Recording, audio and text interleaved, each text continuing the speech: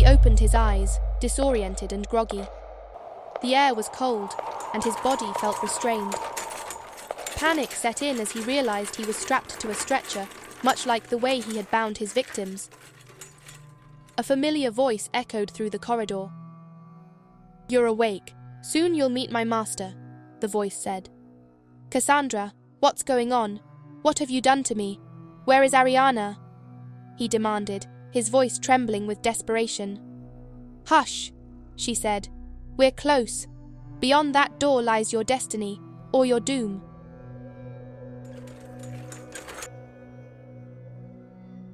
The stretcher jerked forward, rolling into a massive pitch-black hall. He noticed a faint outline of someone, hung from the ceiling, barely visible in the dark. The stretcher began to lift, tilting until he was upright, still bound. "Answer me, Cassandra!"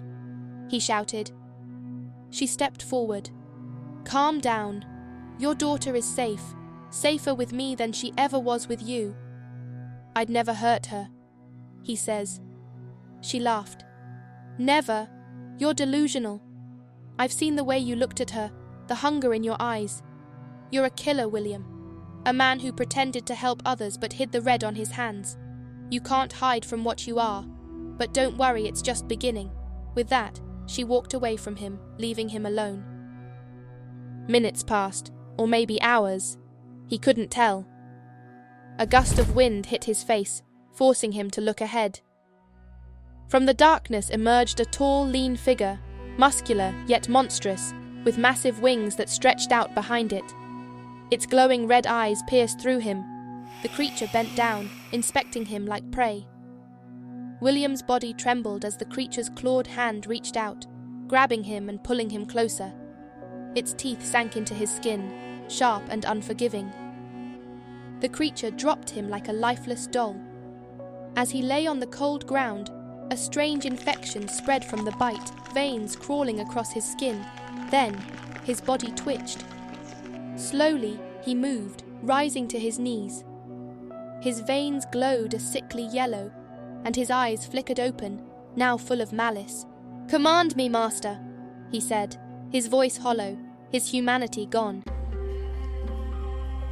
On a snowy mountain, a girl's sobs echoed through the dense woods. Her cries drew the attention of a hungry wolf.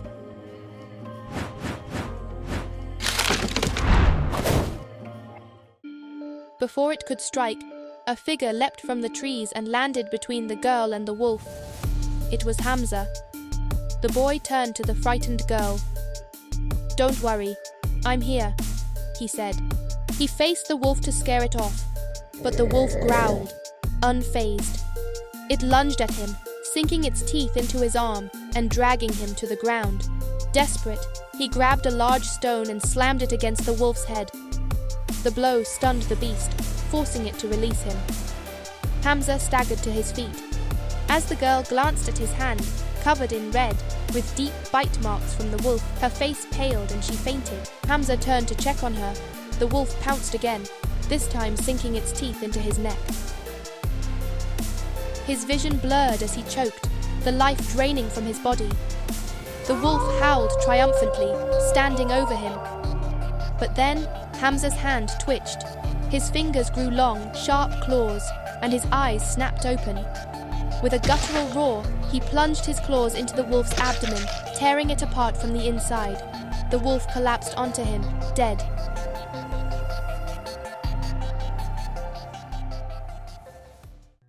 When the girl woke up, she found herself on Hamza's back.